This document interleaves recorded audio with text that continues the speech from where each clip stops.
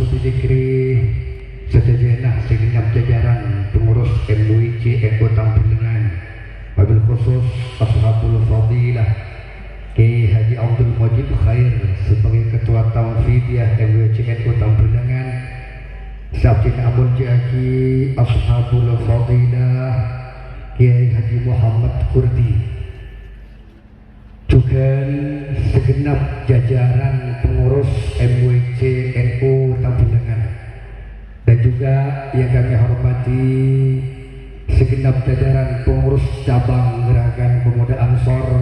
Hadir bersama kami Gus Amin Syafi. Beliau merupakan putra dari Ki Haji Syafiuddin Historiah PCNU Sampang yang sampai saat ini setia menjadi jomblo-jomblo. Doakan semoga beliau cepat laku ini karena pencariannya belum selesai. Saya khawatir pencariannya tiada akhir sehingga nanti tidak menemukan jodohnya, ini juga bahaya. Sebenarnya beliau lebih sepuh dari saya ini, tapi sudah saya salib ini. Jadi kita doakan semoga cepat mendapatkan jodohnya. Dan juga yang kami hormati hadir bersama kami Gus Sohimi Al-Baghdadi sebagai Ketua Banar Badan Ansor Anti Narkoba, dan juga sahabat instruktur yang hadir bersama kami juga ada sahabat Samsudin, sahabat Jamal, sahabat Wafa dan teman-teman yang lain. Dan juga yang kami hormati segenap jajaran, juga ada sahabat Muqaddas dan juga segenap jajaran pengurus PAC An-Nusor Tampilangan, mobil khusus Gus Ali dan juga Bang Ucup yang luar biasa hadir pada kesempatan kali ini. Dan juga yang kami hormati segenap jajaran Forkopimcam, dari mulai Bapak Camat, Bapak Dan Ramil, Bapak Kapolsek atau yang mewakili, dan juga segenap para tokoh-tokoh masyarakat, para kiai, para alim, para ulama, para asatid, terjuga segenap jajaran pengurus ranting Ansor sekecamatan Tampilangan yang baru sampai nanti. Semoga amanah dan bisa menjalankan roda organisasi dengan sebaik-baiknya sehingga Ansor bisa berkembang dan bisa maju di kecamatan Tampilangan ini. Amin ya rabbal alamin. Segenap jajaran Bandung NU dari mulai IPPNU, IPNU, Fatayat, Muslimat, semuanya yang hadir pada kesempatan kali ini. Betangkaulah histori area mungkin kapasitasnya bukan sebagai pemberi tausiah. Ini bukan kapasitas saya cuma ingin memberikan sambutan saja atas nama pengurus cabang Gerakan Pemuda Ansor. Saya kira nanti untuk tausiahnya cukup Bang Ucup nanti di kelas memberikan tausiah kepada peserta PKD. Lebih mantap karena beliau ikut pelatihan di mana-mana. Pelatihan di Dasar sudah, PKD sudah, PKL bahkan sudah. Luar biasa. Para sahabat sekalian yang saya cintai, yang saya banggakan, alhamdulillah dari minggu ke minggu kita terus mengadakan kaderisasi di masing-masing kecamatan, mulai Dikdasar, mulai PKD, pelatihan kepemimpinan dasar, terus kami lakukan se-Kabupaten Sampang.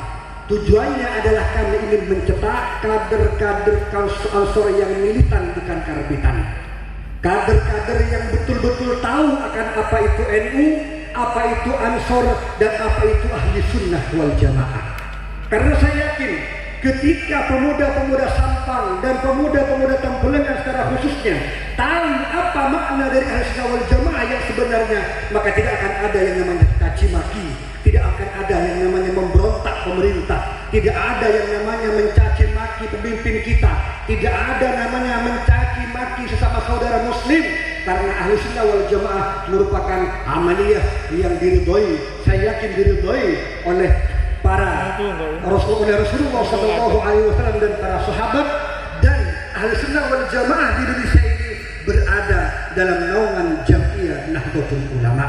Kami ingin NU di masa-masa yang akan datang ini akan semakin berkembang di Kabupaten Sampang, karena dengan mencetak kader-kader pemuda Ansor maka ke depan para pejuang-pejuang NU akan semakin banyak, para pejuang-pejuang NU akan semakin semangat, sehingga ketika para pemudanya sudah mengenal NU sejak dini, sudah memahami secara benar apa itu aswaja, memahami secara benar apa itu kebangsaan, memahami secara benar apa itu keaswajaan, maka saya yakin di masa-masa yang akan datang kita semua para pemuda Ansor siap untuk berkhidmah dengan Jamiah Nahdlatul Ulama dan siap untuk bersama-sama menjaga marwah Jamiah Nahdlatul Ulama.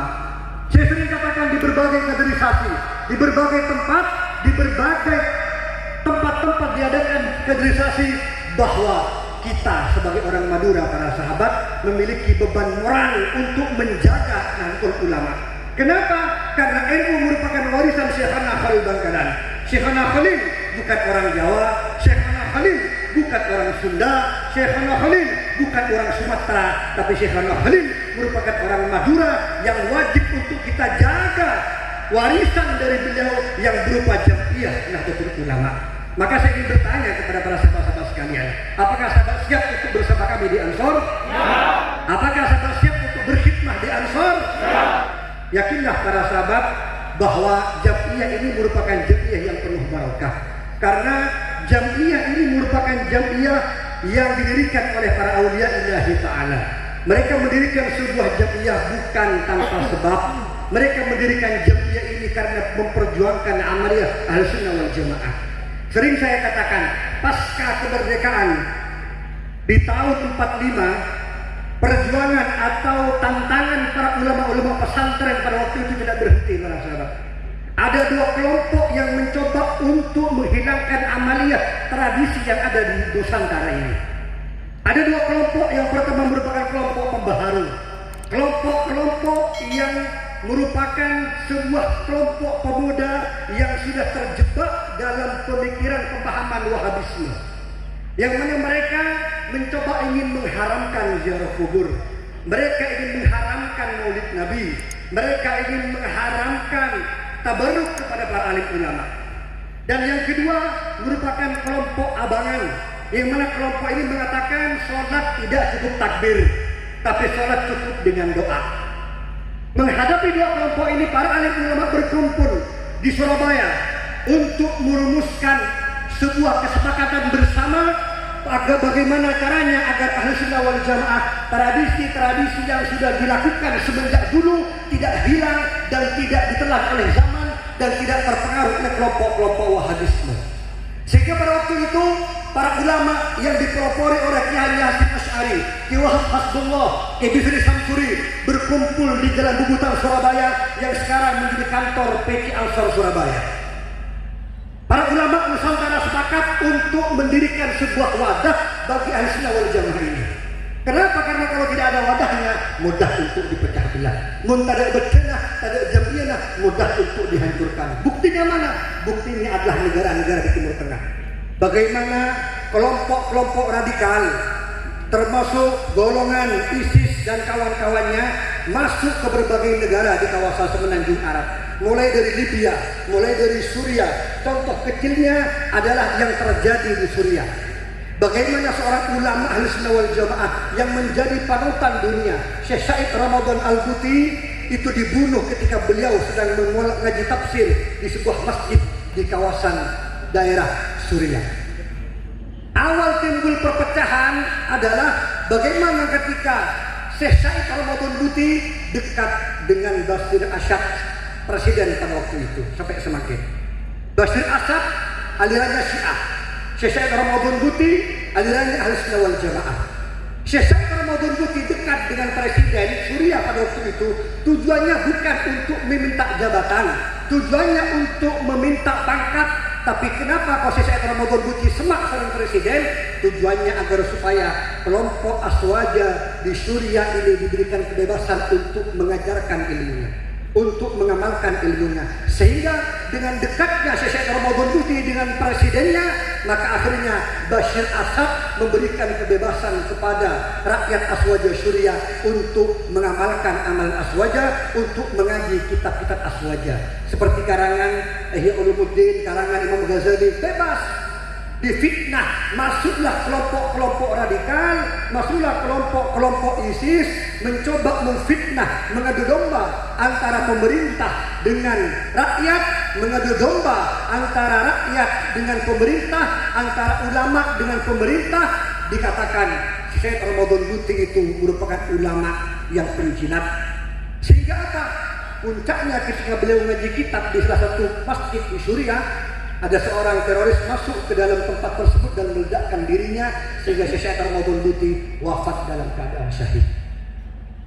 Berkat gara-gara pemikiran yang tidak betul, tidak tepat, maka akhirnya hal yang salah dikatakan betul, hal yang haram dikatakan halal. Timbullah gejolak-gejolak. Rakyat diprovokasi untuk benci terhadap pemerintahnya. Rakyat diprovokasi untuk melawan pemerintahnya, sehingga timbullah perpecahan, timbullah orang saudara. Tapi apa pada akhirnya yang kita lihat para sahabat? Apakah dengan dengan isu, dengan promosi ketika negara diganti sistem khilafah akan semakin baik? Ketika negara diganti dengan sistem yang lain apakah lebih baik? Tidak para sahabat. Di Suriah semakin hancur, di Libya semakin hancur. Ini merupakan bukti nyata bagi kita bahwa apa? Bahwa saat ini dunia tidak baik-baik saja. Target selanjutnya setelah Suriah, Libya, Yaman adalah Mesir. Tapi dengan penuh kekompakan dari presidennya dan kemudian para tentaranya, sehingga pada waktu itu hampir saja Turki dijatuhkan oleh kelompok-kelompok pemberontak, tapi berhasil dilumpuhkan oleh Erdogan dan kawan-kawannya. Dan target selanjutnya setelah Turki adalah Indonesia. Kita lihat bagaimana kelompok-kelompok teroris sudah masuk begitu banyak ke Indonesia. Kenapa? Karena Indonesia merupakan penduduknya terbanyak, muslim terbanyak sedunia. Mereka paham untuk menghancurkan Indonesia tidak bisa dengan cara melawan tentaranya, tapi dengan menghancurkan jamiah yang besar di negara tersebut. Yang besar apa? Jamiah Nahdlatul Ulama. Sehingga saya yakin ketika jamiah ini kita jaga bersama para sahabat, sampai kapanpun insya Allah Indonesia akan tetap menjadi baldatun thayyibatun wa rabbun rahim. Kembali ke cerita yang tadi, bagaimana para ulama pesantren berkumpul di Jalan Bubutan Surabaya dan kemudian sepakat, ayolah, ini kalau Aswaja tidak ada jamiahnya akan mudah masuk kelompok-kelompok baru, aliran-aliran baru. Sehingga para ulama tersebut sepakat untuk acabis dengan Syekhana Khalil Bangkalan.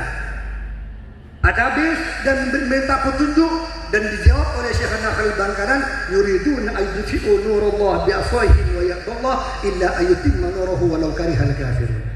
Kemudian Syekhana Khalil bekal banyak orang-orang yang mencoba untuk memadamkan cahaya Allah, tapi Allah tak kasihkan, bahkan justru Allah semakin menampakkan cahayanya. Dan cahaya Allah yang disebut oleh Syekhana Khalil adalah Jamiah Nahdlatul Ulama. Saya yakin ketika para sahabat sekalian bergabung di Ansor, bergabung di NU, maka kalian masuk dalam untayan doa Syekhana Khalil Bangkalan, termasuk cahaya Allah yang siap untuk memperjuangkan amali Aswaja, siap untuk bersama kita mengembangkan, memajukan Ansor dan juga Jamiah Nahdlatul Ulama. Jangan kira para wali Allah, Syekhana Khalil Yasin Asy'ari meninggalkan kita, jangan kira. Mereka semua akan melihat jerih payah kita, pengorbanan kita, khidmat kita di jamiah yang penuh barokah ini. Ayo kita jaga jamiah ini. Karena ketika kita menjaga jamiah ini, maka kita juga menjaga negara ini. Ketika kita menjaga negara ini, maka kita juga menjaga agama Islam itu sendiri. Kenapa? Karena ketika negara tidak kondusif, ketika negara keamanannya tidak terjamin, tidak baik, maka beragama pun juga akan sulit. Oleh karena itu, dalam NU, dalam Ansor kita bukan hanya diajarkan cinta terhadap agama, tapi kita juga diajarkan cinta terhadap negara. Kita harus memiliki jiwa. Saya pernah mengatakan yang terbaru dari para peneliti turos peninggalan Syekhana Khalil Bangkalan itu menemukan ada sebuah kitab karangan Syekhana Khalil Bangkalan, di tengah-tengah kitab ada tulisan Hubbul Waton Minal Iman. Itu dulu sebelum negara Indonesia merdeka. Maka jangan ajarkan NU dan Ansor untuk kita negara. Karena apa? NU berdiri sebelum Indonesia berdiri. NU itu ada sebelum Indonesia merdeka. Jangan ajarkan kami untuk cinta terhadap negara, karena negara Indonesia sudah menyatu dalam hati kami. Allahumma sholli ala Muhammad. Oleh karena itu para sahabat, kami berharap teman-teman ranting ini yang ikut TKD ini, ikut pelatihan ini nanti akan diisi dengan keaswajaan, kebangsaan, keansoran oleh pemateri-pemateri yang sudah berpengalaman, dan silakan tanya seluas-luas mungkin apapun yang akan sahabat tanyakan. Karena memang syarat untuk masuk di Ansor dan Basri ini bukan sembarang masuk. Seperti nggak siap untuk jihad masuk, siap untuk perang masuk, tidak. Kami ingin kader-kader Ansor ini sebelum bergabung dengan kami ini memahami betul apa itu aswaja, paham betul akan tentang kenegaraan, paham betul akan kebangsaan, paham betul akan perjuangan yang sungguhnya sesuai dengan ajaran baginda Nabi Muhammad Sallallahu Alaihi Wasallam. Sehingga kami ingin mencetak kader-kader Ansor ke depan yang siap bersama kami membela agama, bangsa, dan juga negara. Para sahabat sekalian yang saya cintai, kami mewakili pengurus cabang Gerakan Pemuda Ansor mengucapkan terima kasih yang sebanyak-banyaknya kepada sahabat-sahabat PAT Tambelangan yang telah mengadakan kegiatan PKD ini. Kami tahu ini butuh perjuangan, butuh pengorbanan. Semoga perjuangan para sahabat sekalian diberikan balasan yang lebih banyak oleh Allah di dunia hingga kelak nanti ke alam akhirat. Dan juga kepada seluruh jajaran pengurus MWC NU, para kiai, kami mohon bimbingan, mohon nasihat, mohon doa untuk teman-teman Ansor di Tambelangan ini. Mohon bimbingannya, mohon arahannya, karena kami masih muda, masih agak nakal, terutama Bang Ucup itu banyak nakalnya itu. Jadi harus dibimbing dengan baik. Mohon bimbingannya, mohon doanya, karena kami siap bersama MWC NU Tambelangan berkhidmah untuk umat, berkhidmah untuk bangsa, dan berkhidmah untuk negara. Alhamdulillah, sampai saat ini kader Ansor Banser se-Kabupaten Sampang sudah lebih dari 1.000 kader Banser maupun Ansornya, dan alhamdulillah kami juga ikut andil dalam pemberian bantuan yang terkena dampak Covid. Dan kemarin juga ketika Sampang dilanda banjir, kami juga terjun memberikan bantuan bersama PCNU Sampang. Dan juga di malam tahun baru kami juga bekerja sama dengan Polres Sampang bersama-sama untuk melakukan kamtipmas di masing-masing wilayah agar tercipta kota Sampang yang kondusif, yang aman dan makmur. Maka kami dari Gerakan Pemuda Ansor mengucapkan selamat atas dilantiknya sahabat-sahabat Ansor nanti di Kecamatan Tambelangan. Semoga amanah dan juga semoga barokah. Kami harap teman-teman ini semakin semangat ke depan untuk berjuang bersama kami, karena teman-teman ini merupakan sahabat-sahabat ini merupakan masa depan NU. Jangan sampai kita sedikit pun ada lihat untuk keluar dari barisan yang penuh barokah.